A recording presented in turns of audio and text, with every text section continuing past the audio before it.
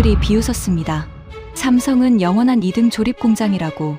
그런데 단 47초 만에 그 오만이 무너졌습니다. 실리콘밸리 한복판, 기술 전문가 4,000명이 모인 무대.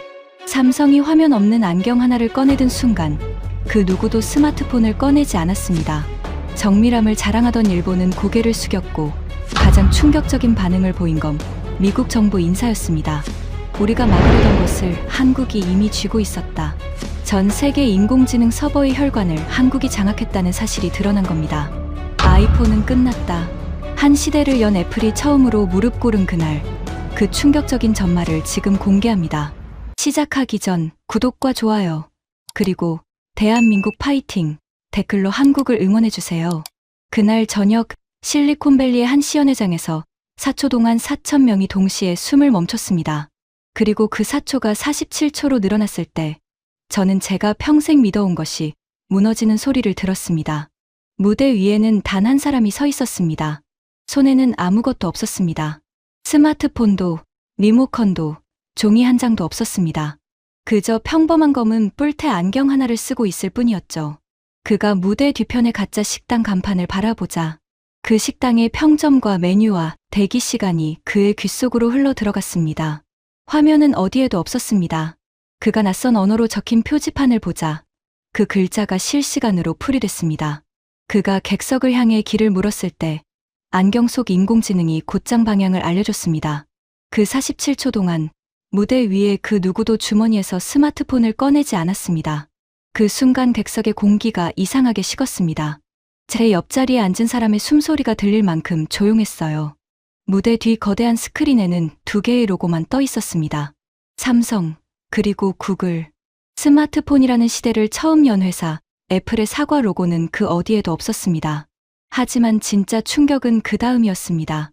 저는 데이비드 코엔이라고 합니다. 미국 상무부에서 첨단 기술과 반도체의 수출을 통제하는 일을 오래 맡았던 사람입니다. 어떤 칩이 어느 나라로 나가서는 안 되는지, 어떤 기술이 적의 손에 들어가면 위험한지를 판단하고 막는 것이 제 일이었습니다. 저는 한 가지 신념으로 그 자리를 지켰습니다. 인공지능 시대로 가는 모든 길목의 가장 중요한 관문은 결국 미국이 쥐고 있다는 신념이었습니다.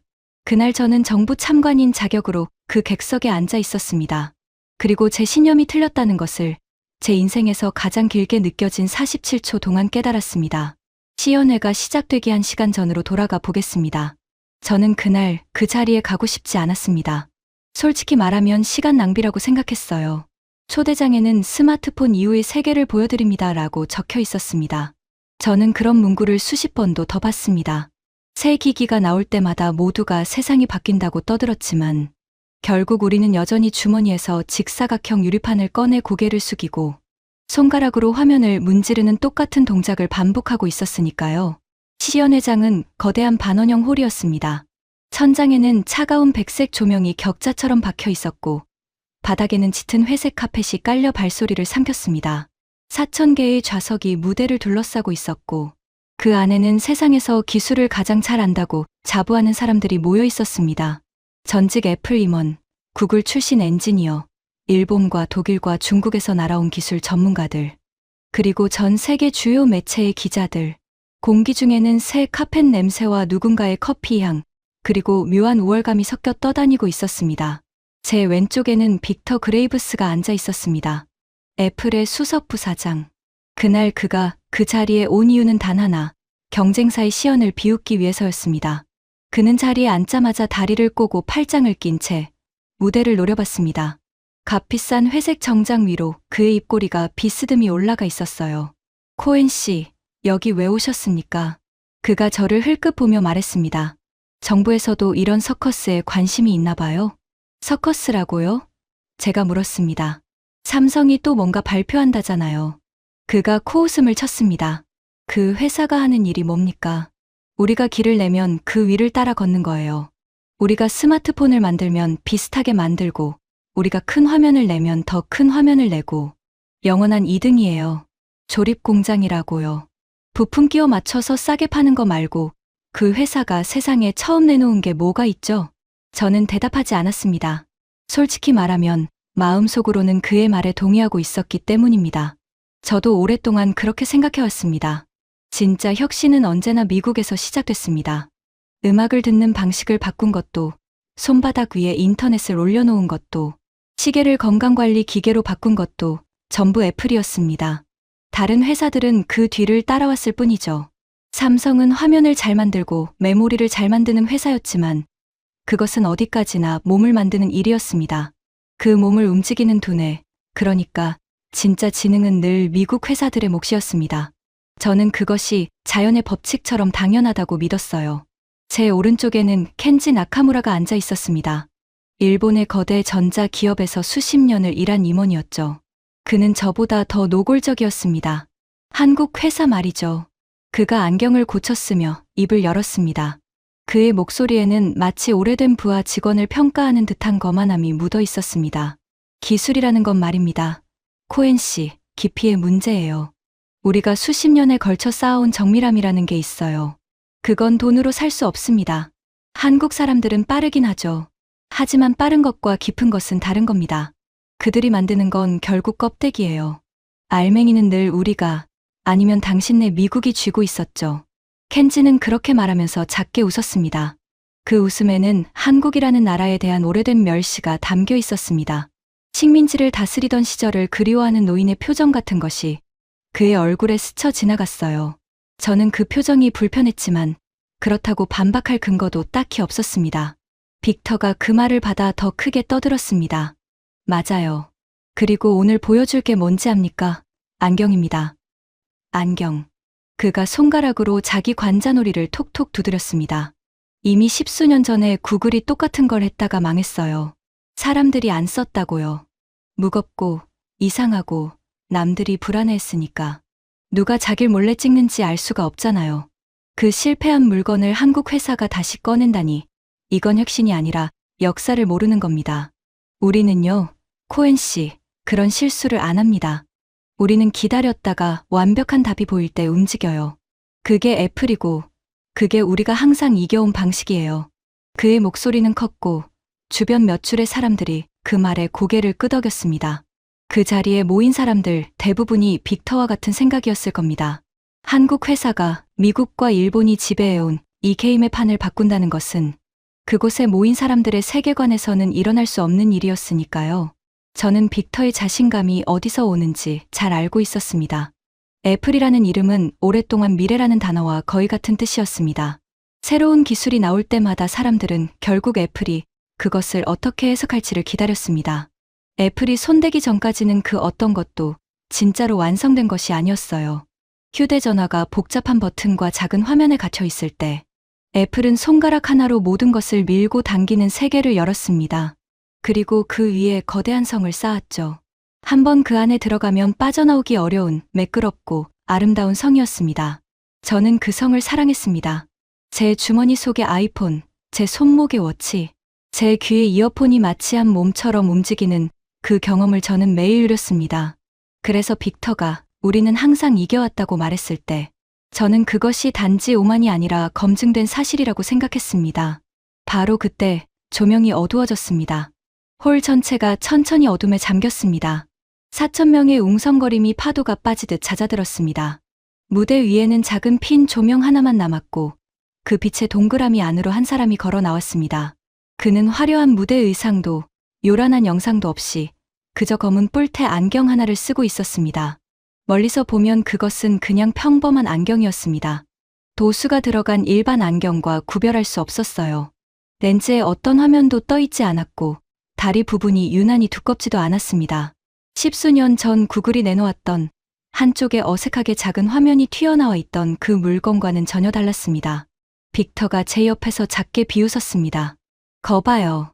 그냥 안경이잖아요. 도수 안경하고 뭐가 달라. 무대 위의 남자가 입을 열었습니다. 통역기를 통해 그의 한국어가 차분한 영어로 객석에 전해졌습니다. 여러분은 지금 화면을 보고 계십니다. 그가 말했습니다. 무대 뒤의 큰 화면, 손에 든 작은 화면. 우리는 지난 20년 가까이 화면을 보기 위해 살아왔습니다. 길을 찾으려면 멈춰서 화면을 봐야 했고, 식당을 고르려면 화면을 봐야 했고, 낯선 글자를 읽으려면 화면을 켜야 했습니다. 오늘 저는 화면이 사라진 세계를 보여드리려 합니다. 객석 여기저기서 작은 헛웃음이 새어나왔습니다. 켄지가 제 귀에 대고 속삭였습니다. 들어보세요. 똑같은 말이에요. 10수년 전에도 저렇게 말했어요. 결과는 어땠죠? 아무도 안 썼어요. 저도 같은 생각이었습니다. 화면이 사라진 세계라니, 그건 기술시연회에서 수도 없이 들어온 약속이었습니다. 그리고 그 약속은 한 번도 제대로 지켜진 적이 없었어요. 남자가 무대 뒤편으로 천천히 걸어갔습니다. 그곳에는 진짜 식당처럼 꾸며진 작은 세트가 있었습니다. 나무 간판에는 한국어로 식당 이름이 적혀 있었고, 그 아래 작은 글씨로 메뉴가 붙어 있었습니다. 그가 그 간판을 바라봤습니다. 손가락으로 무언가를 누르지도 않았고, 주머니에서 무언가를 꺼내지도 않았습니다. 그저 바라봤을 뿐입니다. 그러자 그가 입을 열어 객석을 향해 말하기 시작했습니다. 이 식당은 평점이 5개 중 4개 반입니다. 지금 시각 기준으로 대기 시간은 12분입니다. 가장 많이 주문된 메뉴는 매운 갈비찜이고, 알레르기 정보는 견과류 포함입니다.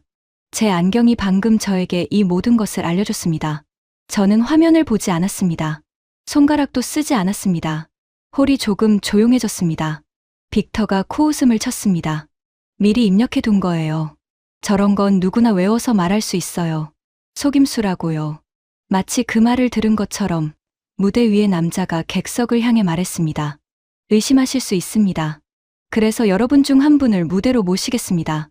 핀 조명이 객석을 훑었습니다. 그리고 멈춘 곳은 공교롭게도 제 앞줄에 앉아 있던 한 사람이었습니다. 마커스 리드. 한때 애플에서 제품을 기획하던 사람이었고, 지금은 어느 회사에도 속하지 않은 채 기술을 평가하는 일을 하는 사람이었습니다. 빅터와 달리 그는 조용하고 신중한 사람이었어요. 그가 천천히 일어나 무대로 올라갔습니다. 남자가 마커스에게 안경을 건넸습니다. 이 안경을 쓰시고 제가 시키는 대로만 해주십시오. 아무 식당이나 바라보세요. 아무 표지판이나 보세요. 그리고 떠오르는 질문을 그냥 입으로 말하세요. 마커스가 안경을 썼습니다. 그는 처음에 어색하게 주위를 둘러봤습니다. 무대 뒤편에 또 다른 가짜 간판, 이번에는 독일어로 적힌 표지판을 바라봤어요. 그러자 마커스의 표정이 바뀌었습니다. 저는 무대 위 그의 얼굴을 또렷이 봤습니다. 핀 조명 아래에서 그의 눈썹이 천천히 올라가고 입이 살짝 벌어졌습니다. 그는 한동안 아무 말도 하지 않았습니다. 그러다 떨리는 목소리로 물었습니다. 이 표지판에 뭐라고 적혀 있는 거죠? 저는 독일어를 모릅니다. 그가 그렇게 말하는 순간 그가 무언가를 듣고 있다는 것을 모두가 알 수 있었습니다. 그의 시선이 허공의 한 점에 고정됐고 고개가 천천히 끄덕여졌으니까요. 공사 중이니 우회하라는 안내문이네요. 마커스가 천천히 말했습니다.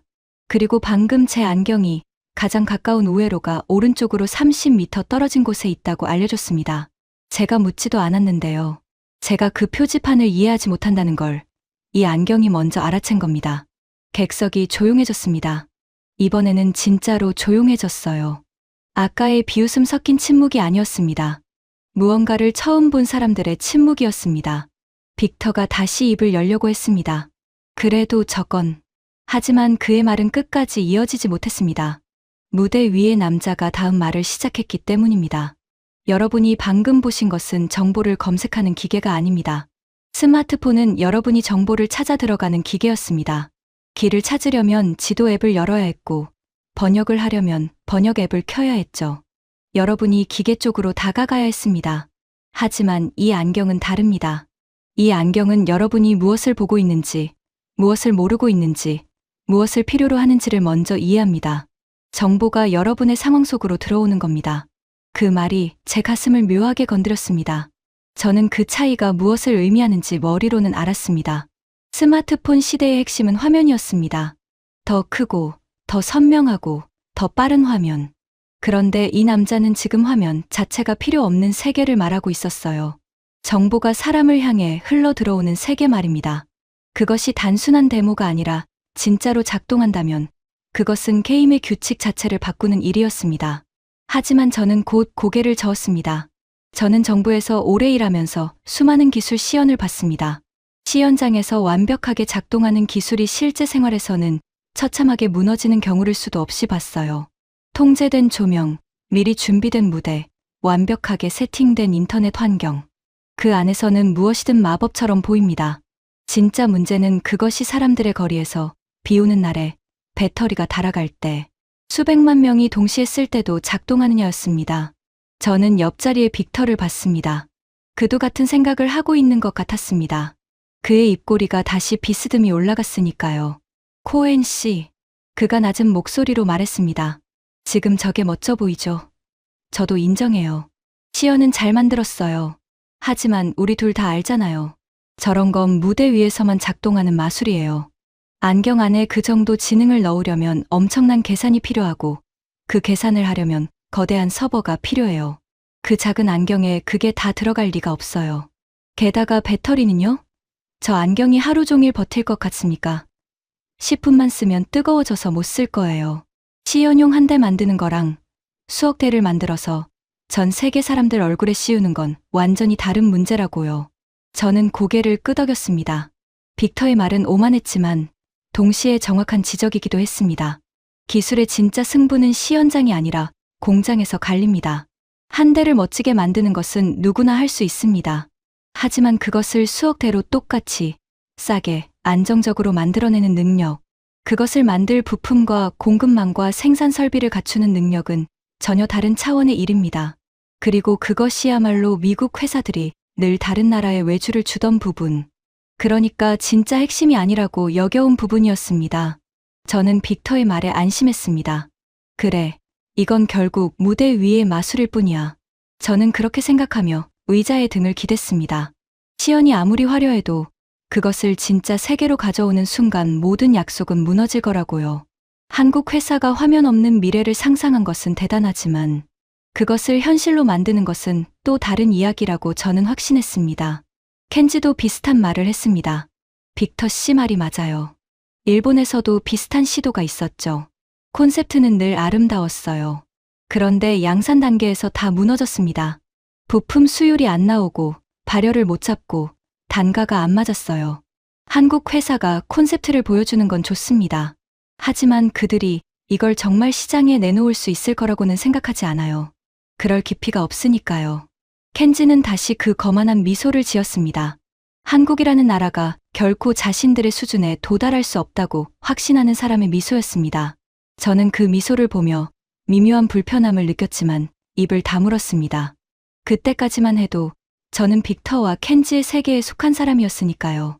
그들의 확신이 곧 제 확신이었습니다. 무대 위의 남자가 마커스에게서 안경을 돌려받았습니다. 마커스는 무대를 내려오면서 자기 자리로 돌아왔는데 그의 표정이 어딘가 이상했습니다. 그는 자리에 앉으면서 혼잣말처럼 중얼거렸습니다. 이건 구글 글래스가 아니에요. 빅터가 그를 흘끗 봤습니다. 뭐라고요? 십수년 전 그 물건하고는 완전히 달라요. 마커스가 천천히 말했습니다. 그의 목소리에는 방금 무언가를 직접 경험한 사람만이 가질 수 있는 무게가 있었습니다. 그때는 안경이 저한테 정보를 보여주려고 애썼어요. 작은 화면에 글자를 띄우고 제가 그걸 읽어야 했죠. 어색하고 피곤했어요. 그런데 방금 건 달랐어요. 안경이 저를 읽었어요. 제가 뭘 모르는지를 먼저 알아챘다고요. 이건 화면을 없앤 게 아니에요. 화면이 필요 없게 만든 거예요. 빅터는 코웃음을 치며 고개를 돌렸지만 저는 마커스의 그 말이 머릿속에서 떠나지 않았습니다. 화면을 없앤 게 아니라 화면이 필요 없게 만들었다. 그 문장은 제가 알던 기술의 문법과 어딘가 어긋나 있었습니다. 저는 늘 더 좋은 화면, 더 빠른 칩, 더 오래가는 배터리가 발전이라고 생각했습니다. 그런데 마커스의 말대로라면 진짜 발전은 다른 곳에 있었습니다.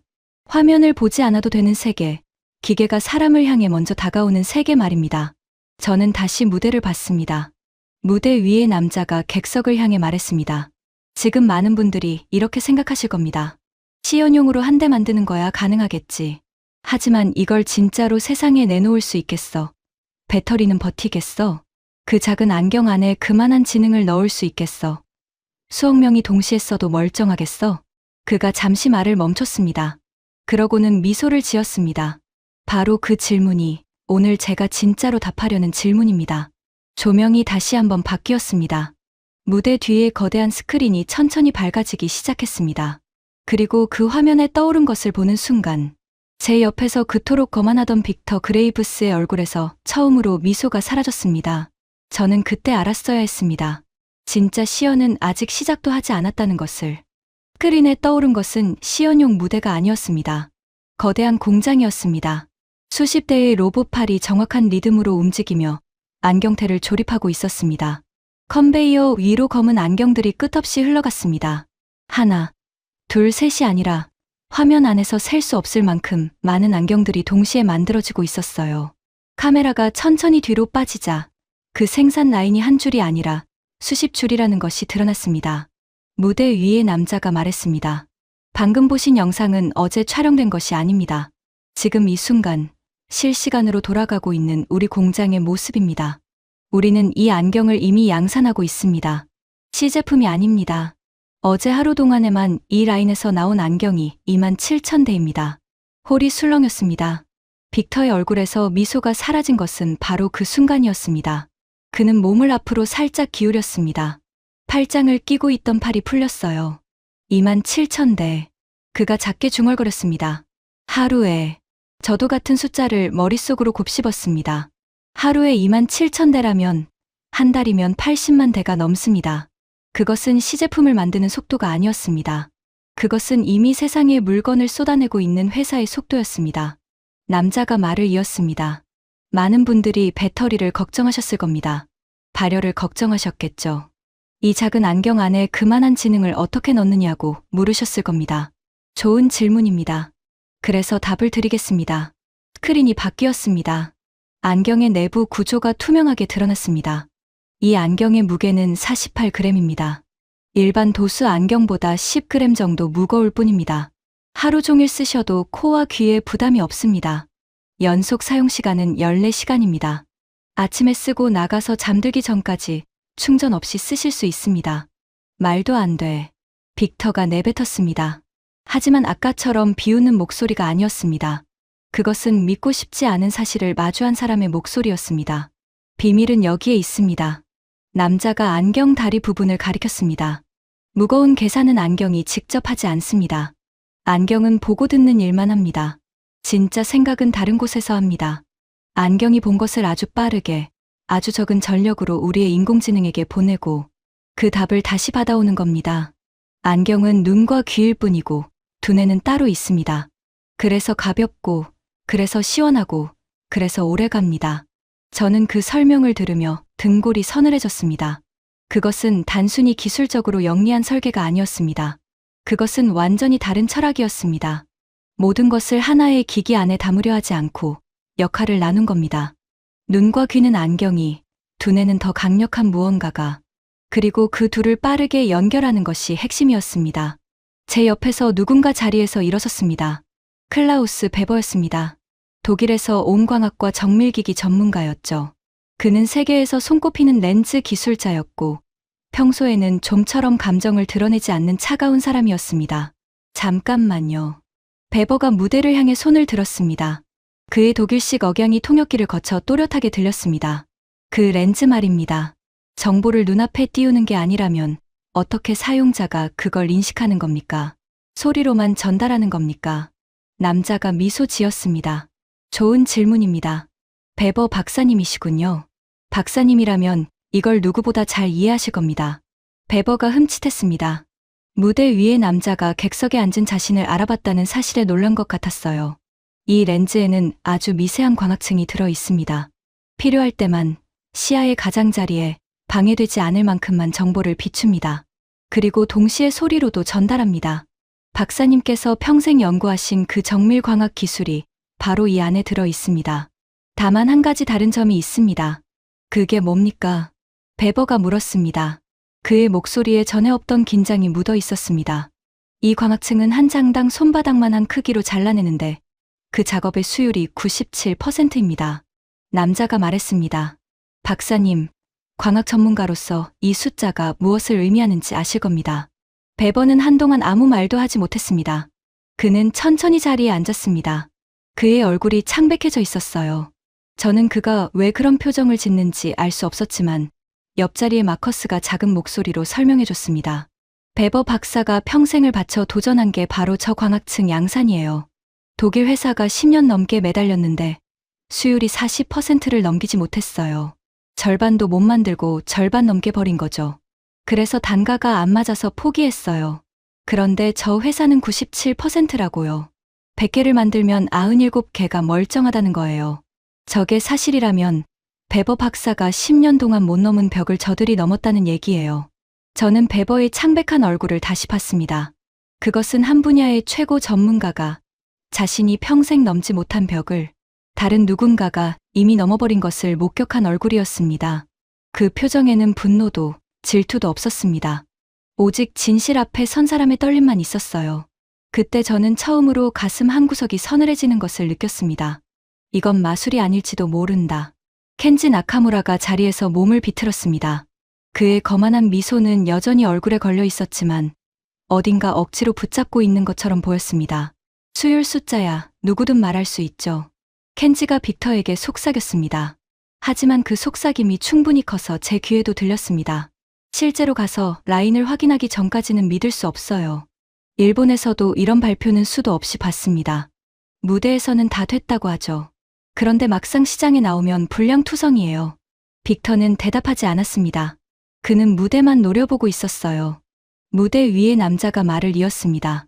여러분 중에는 일본의 전자산업을 잘 아는 분들도 계실 겁니다. 일본은 오랫동안 정밀함의 대명사였습니다. 작고 정교한 것을 만드는 데 있어서 일본을 따라올 나라는 없다고 여겨졌죠. 사실입니다. 저희도 일본의 기술을 존경합니다. 켄지의 어깨가 으쓱 올라갔습니다. 그 칭찬에 만족한 것이 분명했어요.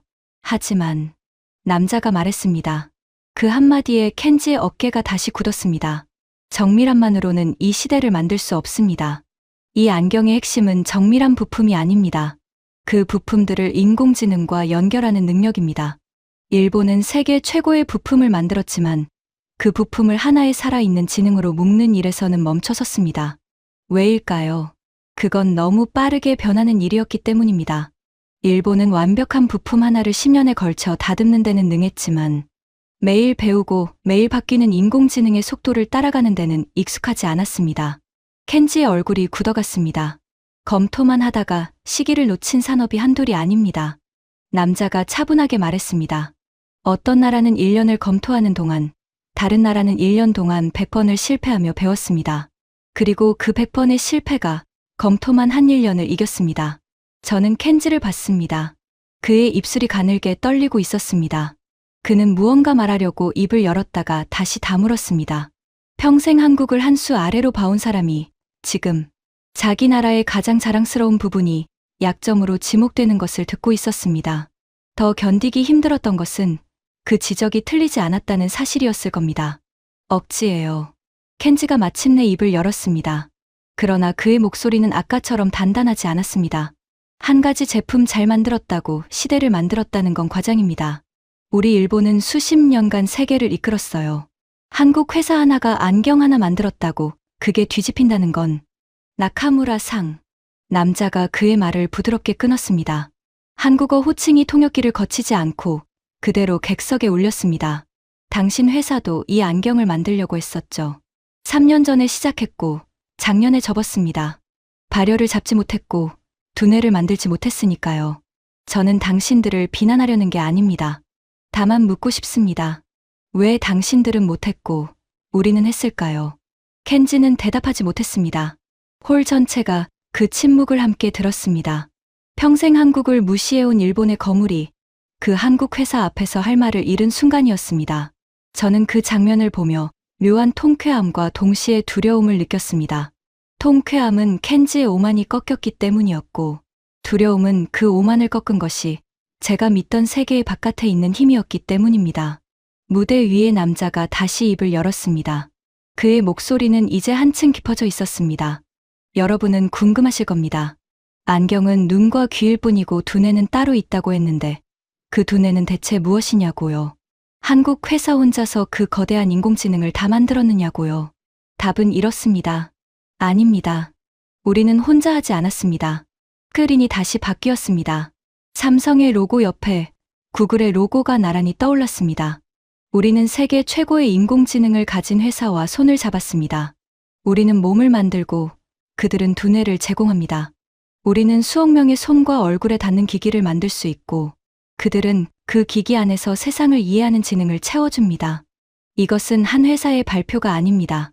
두 거인의 연합입니다. 빅터 그레이브스가 자리에서 벌떡 일어섰습니다. 그게 바로 문제예요. 그가 소리쳤습니다. 객석의 시선이 그에게 쏠렸지만 그는 멈추지 않았습니다. 남의 두뇌를 빌려 쓰는 거잖아요. 자기 지능도 없으면서 그게 무슨 자랑이에요?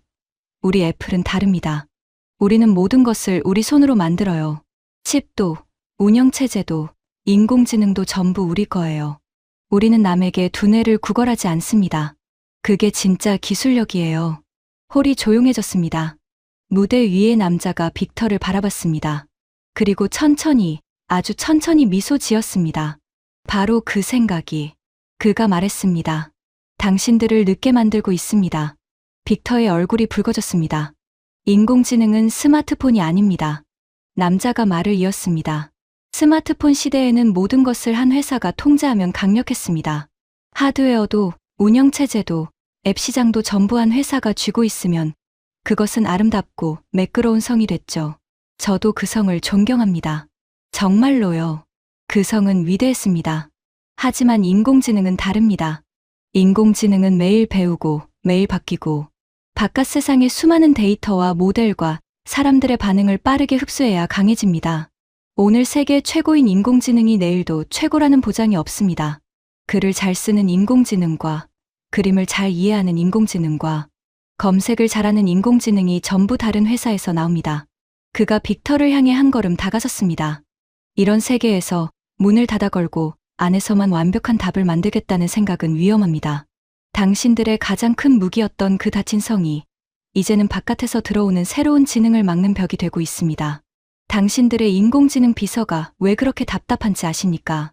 간단한 알람은 맞춰주지만 조금만 복잡한 부탁을 하면 막히는 이유가 뭔지 아십니까? 그건 당신들이 멍청해서가 아닙니다. 당신들이 문을 닫았기 때문입니다. 빅터는 입을 벌렸지만 아무 말도 나오지 않았습니다. 저는 그 광경을 보며 가슴이 쿵 내려앉는 것을 느꼈습니다. 왜냐하면 그 말이 사실이었기 때문입니다. 저도 제 아이폰의 인공지능 비서에게 수없이 실망했습니다.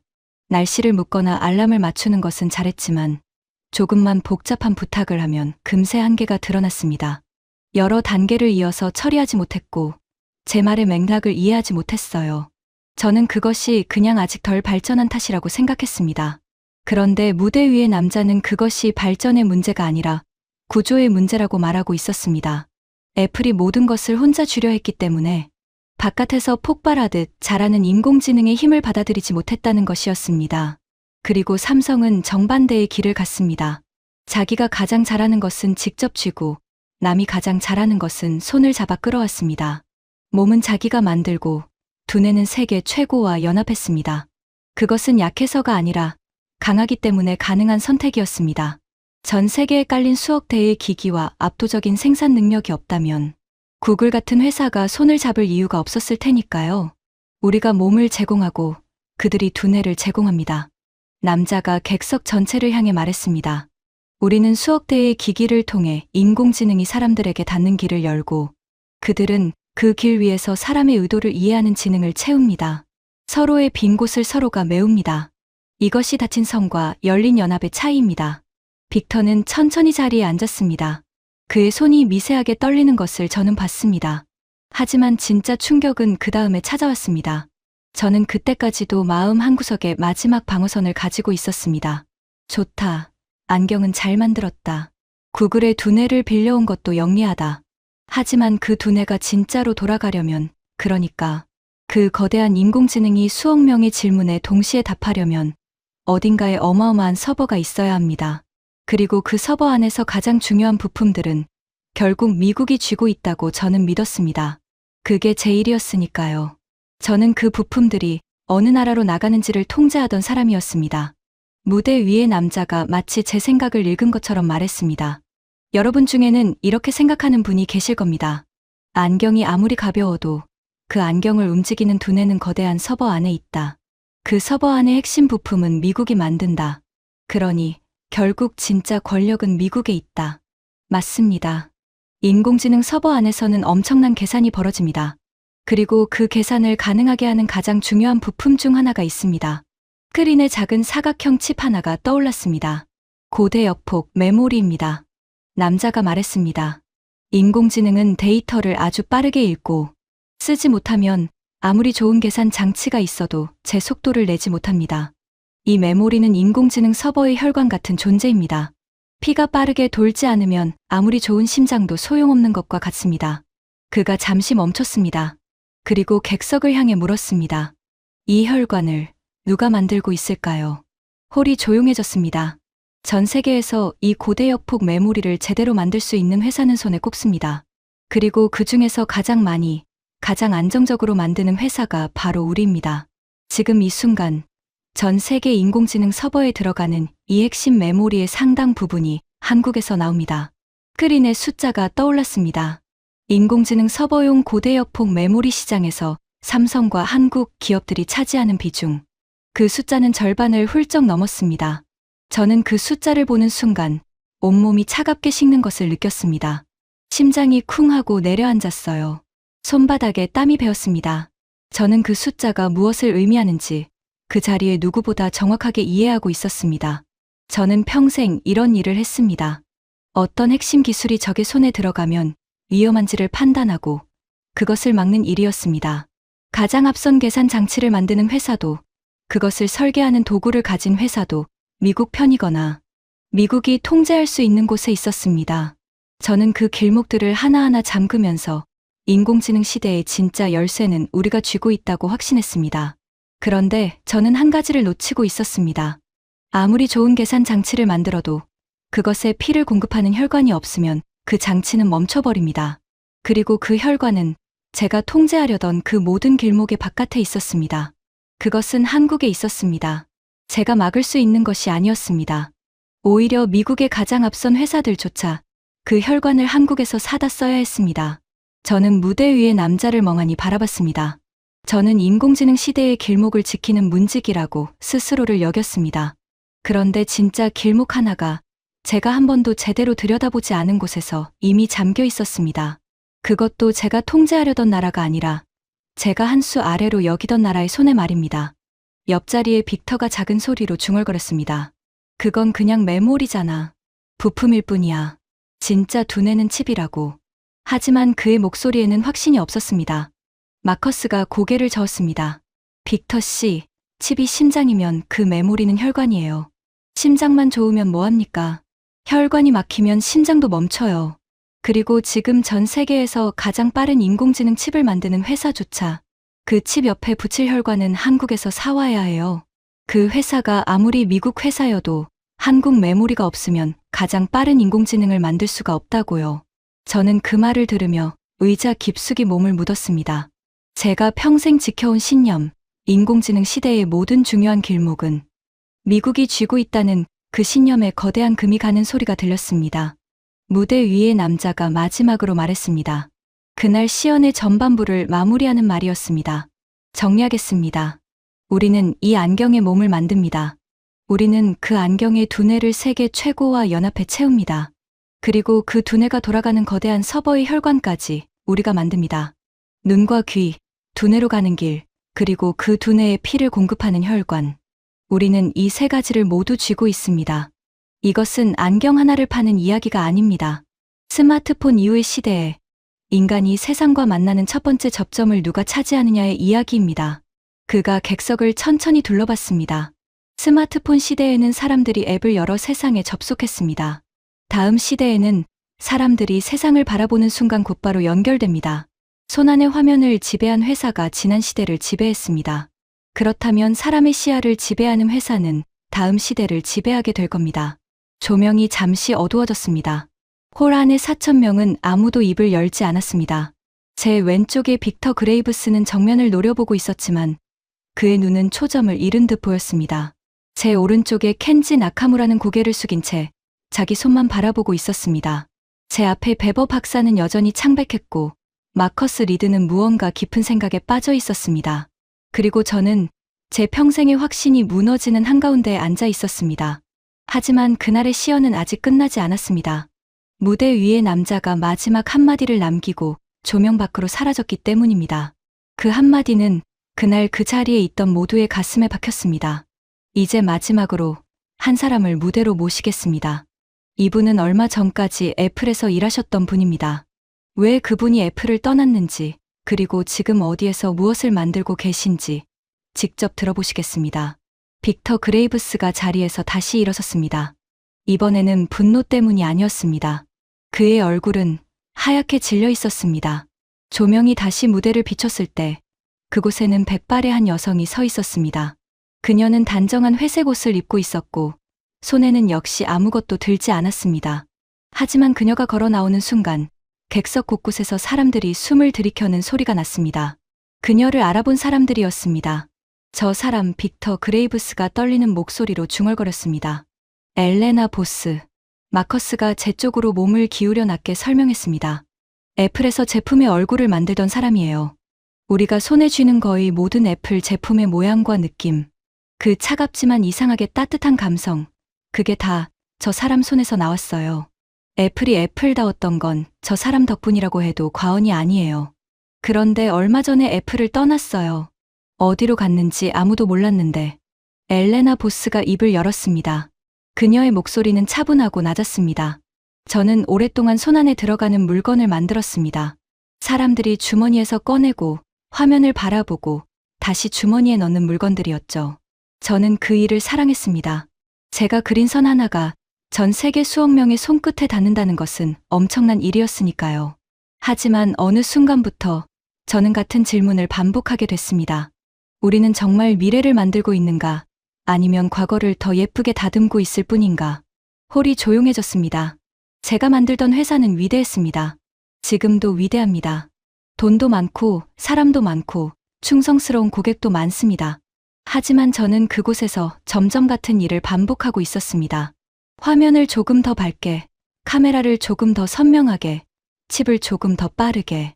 사람들은 새 제품이 나와도 더 이상 밤새워 줄을 서지 않았습니다. 바꾸지 않아도 쓸만했고 바꿔도 삶이 달라지지 않았으니까요. 저는 그 안에서 미래의 냄새를 잃어가고 있었습니다. 저는 그 말이 가슴을 찔렀습니다. 저 역시 그것을 느끼고 있었으니까요. 언젠가부터 저는 새 아이폰이 나와도 설레지 않았습니다. 그저 작년 것과 비슷하구나 하고 생각할 뿐이었어요. 한때는 미래 그 자체였던 회사가 어느새 어제를 조금 더 다듬는 회사가 되어 있었습니다. 저는 그것을 인정하고 싶지 않아서 애써 못 본 척하고 있었던 겁니다. 그래서 저는 떠났습니다.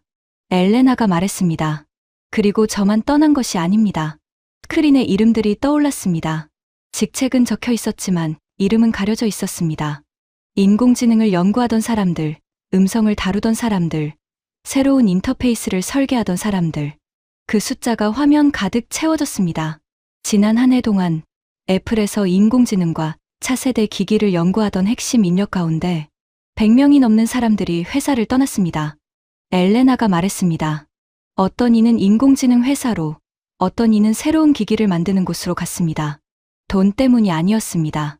그 회사는 세계에서 가장 많은 돈을 가진 회사 중 하나이고 사람을 붙잡기 위해 누구보다 큰 보상을 줄 수 있는 곳입니다.